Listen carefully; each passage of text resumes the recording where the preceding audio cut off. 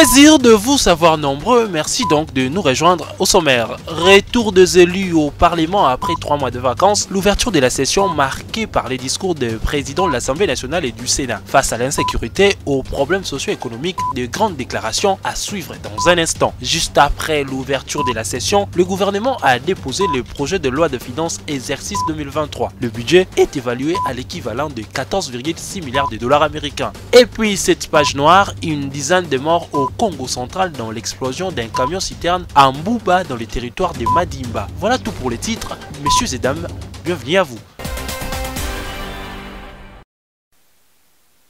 Ouverture ce jeudi à l'Assemblée nationale de la session ordinaire de septembre. C'est le président de cette institution, Christophe Mbosso, qui a donné les go en présence de plusieurs personnalités à l'instar de députés nationaux. Dans son discours, le speaker de la Chambre basse du Parlement a condamné pour la énième fois l'insécurité qui sévit dans l'est de l'RDC. Christophe Mbosso Kodia a pointé du doigt accusateur le président Paul Kagame. Le rapport du groupe d'experts des Nations Unies est la bonne histoire et ne cesse de le répéter. Notre gouvernement, il n'est un secret pour personne que le Rwanda apporte son soutien militaire et logistique aux activités de groupes armés et terroristes du M23 dans la déstabilisation de la partie est de la République démocratique du Congo. Chers collègues, nous voulons vivre en paix avec le peuple rwandais. Et le président Kagame, l'axe du mal africain, de manipuler l'armée rwandaise contre le peuple. Christophe Mbosso a également déploré les actes de violence et de barbarie occasionnant des tueries massives à la suite du conflit Tekeyaka dans la province du Mai-Ndombe. Au regard du mode opératoire prétendument utilisé par les deux populations concernées, il y a lieu de craindre l'implication d'une main externe. Le peuple Téké et le peuple Yanga ont toujours vécu dans un climat de paix. Jamais le mode opératoire observé dans les violences actuelles n'a été utilisé dans les règlements de l'ère du feu. Le gouvernement de la République doit mettre fin à la violence qui prend les allures d'une guerre de tranchées ethniques. La session ordinaire qui s'ouvre à ces jours est essentiellement budgétaire. Dès lors, la priorité sera accordée à l'examen et au vote de la loi des finances de l'exercice 2023.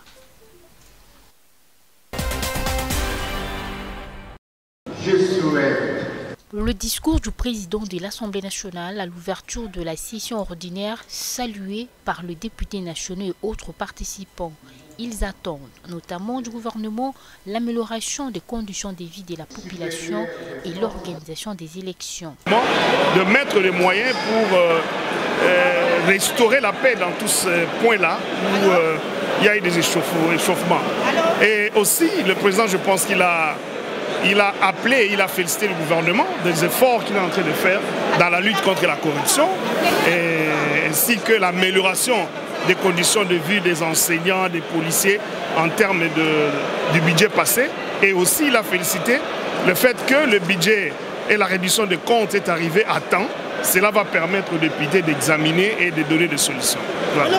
Nous sommes dans un pays qui respecte le processus démocratique et que les élections sont une priorité pour toutes les institutions. Donc ça rassure pour nous, jeunes partis, qui sommes déjà plus que prêts pour les prochaines élections, que nous aurons des élections en toute transparence. La diplomatie congolaise ne porte plus des gants. quand il s'agit de la paix et de la sécurité de sa population. Donc le fait que le président de l'Assemblée nationale puisse parler ouvertement comme ça de l'implication rwandaise dans la guerre de l'Est au Congo prouve que le Congo est déterminé à faire de la paix une priorité nationale. Mais pour certains députés, le discours du président Mbosso séduit des gens entendus. Le peuple a soif de la praxis, dire et faire. C'est ce que le peuple attend. Le discours, nous en avons connu. Quand le président Mbosso parle, il revient dans tout ce qu'il a toujours dit. Les mêmes problèmes persistent, les mêmes problèmes sont là. Mais nous voudrions aujourd'hui la praxis. Concernant les conflits entre le Tekele et Yaka, il y a une main noire qui doit être démasquée. Yaka et le Teke ont toujours été ensemble. Mais qu'est-ce qui se passe? J'estime qu'il y a une main noire. C'est cette main noire-là qu'il faut suivre et sanctionner. Le député national Lambar Mende, quant à lui, est revenu sur la polémique autour de la rémunération des députés. Dans des débats de caniveau, alors qu'on a de sérieux problèmes de sécurité, de vivre en commun, et que ce que coûte un fonctionnaire public à l'État, ce n'est pas son salaire. Le salaire n'est qu'une infime partie de ce que coûte un agent à l'État. Par exemple, un médecin, il coûte combien à l'État? C'est seulement son salaire et le bloc opératoire qu'il doit utiliser, ça coûte combien? Alors Fayoulou, il prend tout. S'il faut calculer comme ça, vous prenez le coût du bloc opératoire, le salaire du médecin, et vous dites que c'est ça son salaire. Donc il prend les téléspectateurs pour des idiots. Et moi, je n'ai pas envie qu'on prenne les Congolais pour des idiots. Ils ont repris le chemin du Palais du Peuple, siège du Parlement, ce jeudi. Les députés et sénateurs ont de part en part assisté à l'ouverture de la session ordinaire de septembre, la dernière de l'année 2022. Au Sénat, le coup de marteau d'ouverture a été donné par Modeste Bahati Lukwebo, président de la Chambre. Puisque la session est principalement consacrée à l'examen et à l'adoption du budget 2023, le speaker du Sénat a insisté sur les compléments des soldes relatifs à l'organisation des élections également prévu à la fin de l'année 2023. Le Sénat reste convaincu que la nouvelle version de la loi électorale promulguée améliorera l'indépendance, l'efficacité et la neutralité de la Commission électorale nationale indépendante et permettra d'éviter les irrégularités maintes fois décriées précédemment.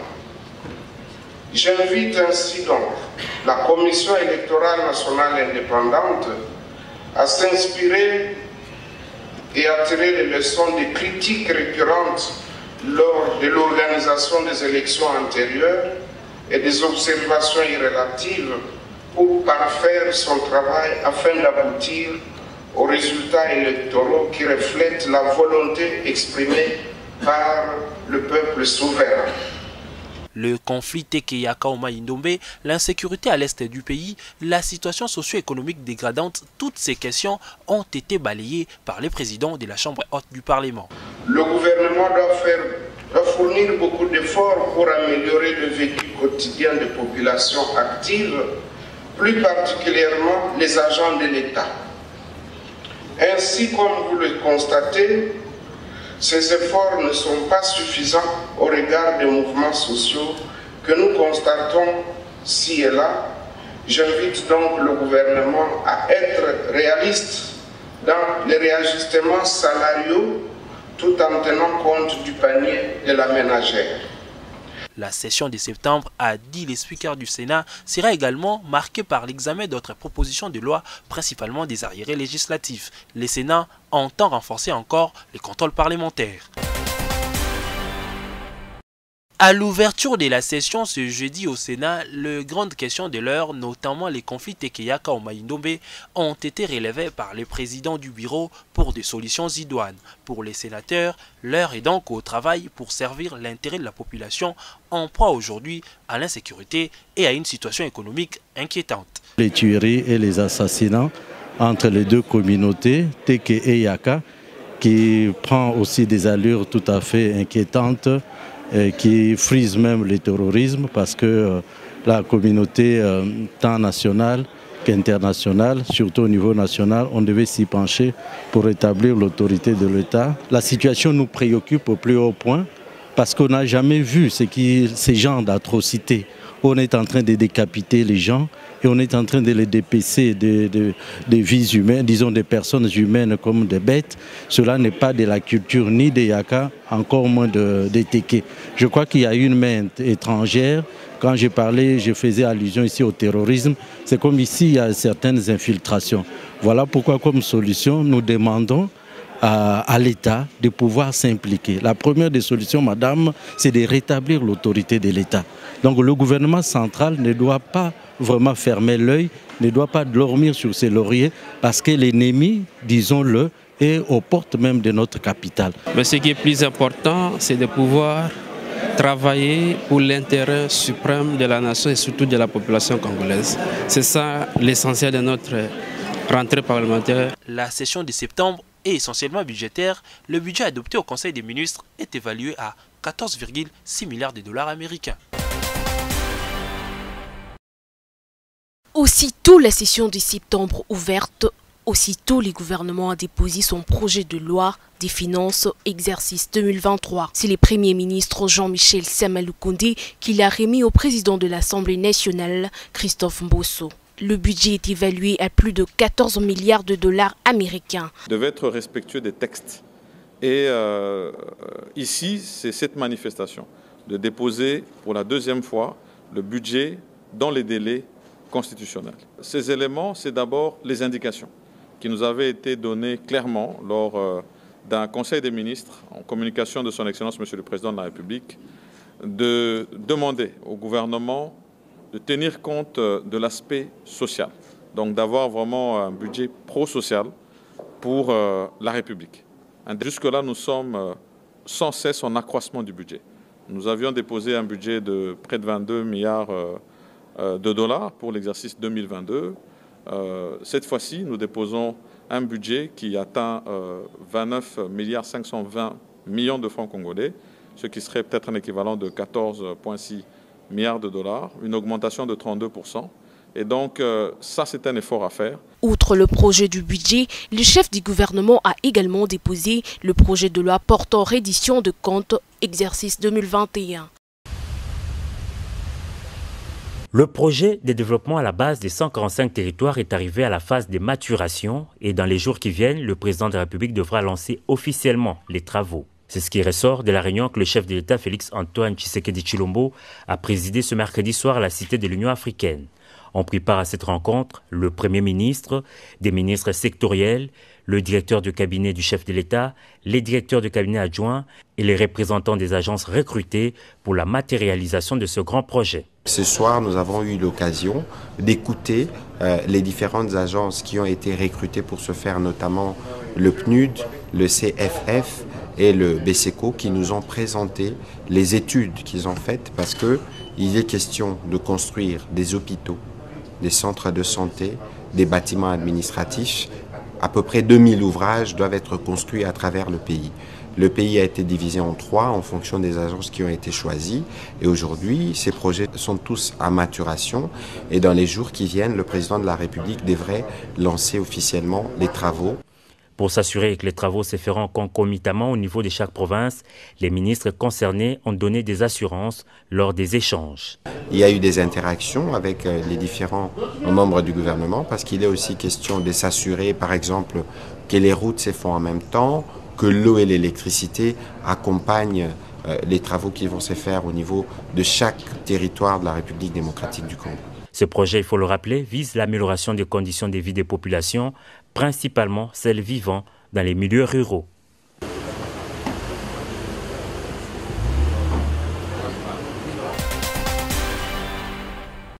Le monde entier célèbre ce jeudi 15 septembre la journée internationale de la démocratie. Le thème retenu cette année est « Protéger la liberté de la presse, c'est protéger la démocratie ». D'après l'Organisation des Nations Unies, cette journée internationale de la démocratie se concentrera sur l'importance de la liberté de la presse pour la paix, la démocratie et la réalisation des objectifs du développement durable ODD. Selon l'ONU, des médias libres, indépendants, pluralistes, capables d'informer la population sur des questions d'intérêt public sont un élément clé de la démocratie. Cela permet au public de prendre des décisions et de tenir des gouvernements responsables de leurs décisions. Dans son message à l'occasion de cette journée, le secrétaire général de l'ONU, Antonio Guterres, a insisté sur le fait que la démocratie ne peut pas survivre sans la liberté d'expression et sans une presse libre. Le numéro 1 de l'ONU a rajouté par ailleurs que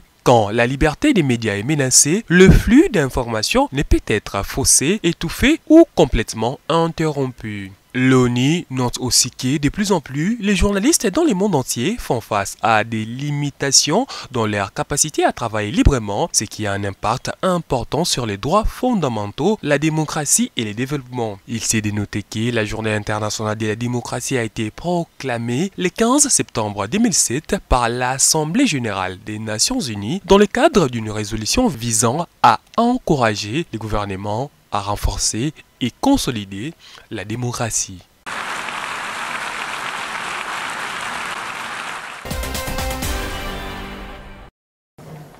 Célébration ce jeudi 15 septembre de la Journée internationale de la démocratie sous le thème « Protéger la liberté de la presse, c'est protéger la démocratie ». À Kinshasa, cette célébration a été marquée par une conférence sous le thème « Démocratie face à l'histoire et tradition de peuples en Afrique, quelle perspective ?» Conférence organisée par le mouvement citoyen Lutte pour le changement Lucha et les réseaux d'organisation de droits humains et d'éducation civique d'inspiration chrétienne Rodesic en cycle. Question alors, qu'est-ce qui a motivé l'initiative? La Journée internationale de la démocratie est célébrée pour d'abord donner ce goût-là d'être peuple et de constituer une nation. Parce que quand on a une nation, nous avons un système choisi. Et le système choisi dans notre pays, c'est la démocratie. Et cette journée nous rappelle nos valeurs et les principes que nous avons mis en place pour gouverner notre pays. Ces mouvements notent par ailleurs la régression sur le plan de respect des libertés d'expression en RDC. Il faut l'avouer qu'en 2019, dès l'avènement de Félix Tshisekedi à la tête du pays, tout le monde était content des avancées sur les questions des libertés publiques, des libertés d'expression et des manifestations. Mais ce qui est étonnant à ce jour est que la liberté de manifestation, la liberté d'expression en République démocratique du Congo devient utopique dans le sens où vous avez des personnalités, des personnes, des militants de la lutte qui sont en prison aujourd'hui. Vous avez des personnes qui sont incarcérées aujourd'hui à cause de leur opinion. Ces consortiums affirment par ailleurs que la démocratie telle qu'appliquée dans notre pays ne correspond pas à notre réalité. La démocratie n'est pas encore vécue comme il se doit en République démocratique du Congo. Aujourd'hui, les défis tels que les uns les autres l'ont montré, il nous faut révolutionner la démocratie. Ça veut dire donner du contenu à toutes ces normes de séparation de pouvoir, à la souveraineté du peuple, au travers des élections transparentes, équitables, à travers la justice sociale, la redistribution équitable des richesses, la répartition des responsabilités, la méritocratie. Tout n'est pas que politique. Il faut noter que les deux organisations ont profité de cette occasion pour lancer la campagne de sensibilisation sur le droit de manifestants.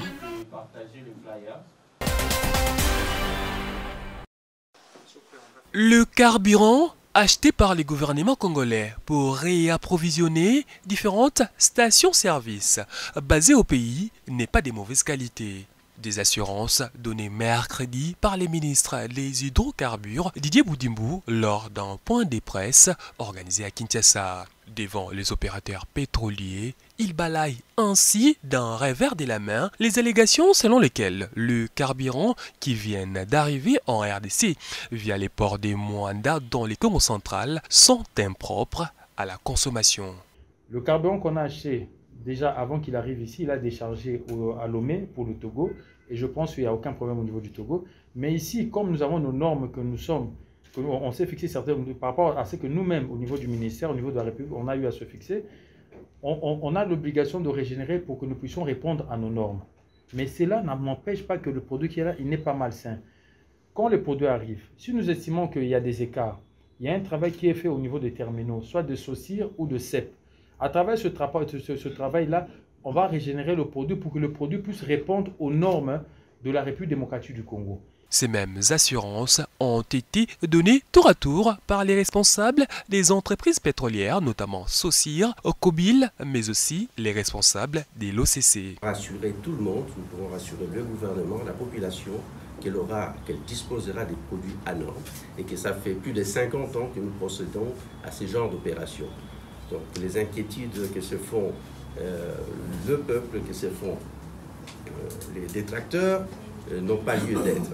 Et au moment où nous parlons, l'OCC a déjà formellement pris position par rapport à cette annonce, en disant que c'était une tempête dans un verre d'eau. Et quand je dis tempête dans un verre d'eau, je suppose que vous tous, vous représentez ce que c'est une tempête dans un verre d'eau. Ce sont des annonces qui n'avaient pas lieu d'être. En outre, le ministre des Hydrocarbures a révélé que les compagnies d'aviation disposent désormais d'assez de kérosène pour assurer les vols au niveau national et international. Mbouda, un village de la province du Congo central tout en feu. Selon des témoins oculaires de ces sinistres, ce village du territoire de Madimba a connu un violent incendie. Raison avancée, l'explosion d'un citerne plein de produits pétroliers en provenance de la ville de Moanda pour Kinshasa. Des sources des autorités politico-administratives locales, cet engin s'est renversé à la suite d'une collision avec un mastodonte du type poids lourd. Pour ces sources, le télescopage de 2 véhicules a eu lieu vers 17 h, soit 5 heures avant l'explosion du citerne. Au bilan, 8 morts, dont un militaire de la garde républicaine commis à la sécurité du pipeline de Sep Congo, ainsi qu'une vingtaine de blessés graves. À en croire Guy Bandou, gouverneur du Congo central, l'heure est désormais à la prise de mesures efficaces pour réglementer les transports de produits inflammables. Il dit, je cite, « Plusieurs morts et brûlés graves à Bunda ce soir après une nouvelle explosion de camions citernes sur la route nationale numéro 1. Il est plus que temps de prendre des mesures draconiennes et courageuses pour renforcer la réglementation de transport, surtout celui de produits inflammables, pour mettre fin à ces cycles de sinistres. La nationale numéro 1 ne devrait pas être un cimetière. » Fin de citation. Rappelons qu'en octobre 2018, plus de 30 personnes avaient également trouvé la mort dans des circonstances similaires dans cette même agglomération.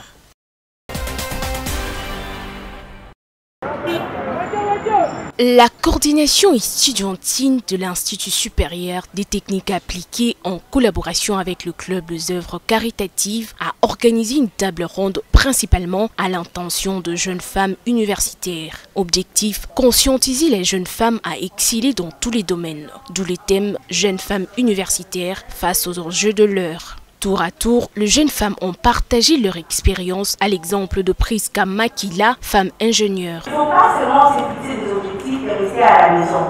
Il faut bosser et il faut se donner à fond. Il faut savoir se sacrifier certaines choses, certaines personnes. Donc c'est comme ça qu'on peut arriver à imposer le respect partout où on est, partout où on passe. C'est grâce à notre cerveau. Présente à la cérémonie, la pilote Mamicho Ponchi et la députée nationale Christelle Vwanga ont encouragé les jeunes femmes à suivre le pas et honorer la gente féminine. La détermination, le courage, vous savez, le courage c'est la plus belle qualité, hein, parce que c'est le courage qui nous permet de résister et de continuer à avancer. Donc toutes les femmes qui nous suivent, les jeunes femmes, les petites filles, détermination, courage, abnégation. Bon, ce qui m'est, allez, je veux dire, les raisons de mes satisfactions, c'est que ces filles ont la même capacité, on dit en anglais mindset, ils ont le même mindset que moi. Ça veut dire plus rien ne va nous arrêter. Nous avons démarré, on n'a qu'à nous observer et vous serez là pour les succès, quoi. Les participants ont aussi exprimé leur satisfaction quant à l'organisation de cette activité. Donc il est important que nous, jeunes femmes, qui sommes en train de dans des chantiers dans la société congolaise, parce qu'il n'est pas à nier qu'il y a beaucoup d'inégalités, que nous puissions aussi nous mettre vraiment en situation d'impacter notre communauté. Parce qu'il est bien, mais il est encore mieux d'impacter. La cérémonie a été également marquée par une série de questions-réponses entre les intervenants et les participants.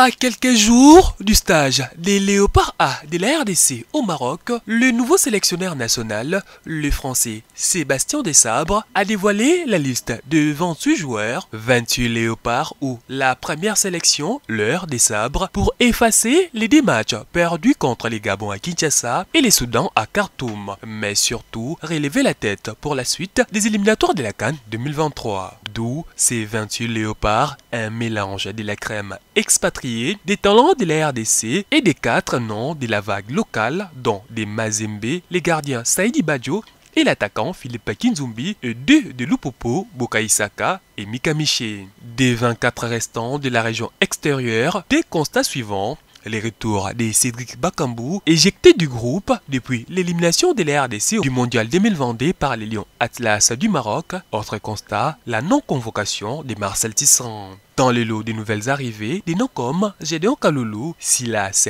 Kantompa et Arnaud Loussamba. Les autres sont des habitués hérités de l'effectif des Hector Cooper, les cas des Merveilles Bopé, Jackson Mouleka et Théo Bongonda. Des habitués qui sont aussi Nata Idumba Fasika, Arthur Maswaku, Chancel Mbemba, Dimersi Mokoko Amale, Samuel Bastien, Nis Kinskebano, Samuel Mutusami, Fabrice Ngoma, Ioanouissa, Shadrach Akolo, Meshek Elia et Ben Malango. Ainsi, voici brossé le 28 Léopard A de Sébastien Desabre, appelé à relever les défis du réveil des fauves congolais en vue d'une qualification à la CAN 2023 dans une série de 4 matchs à livrer après les 2 défaites contre les Gabons et les Soudans. Et pourquoi pas les filets qui tremblent, une première...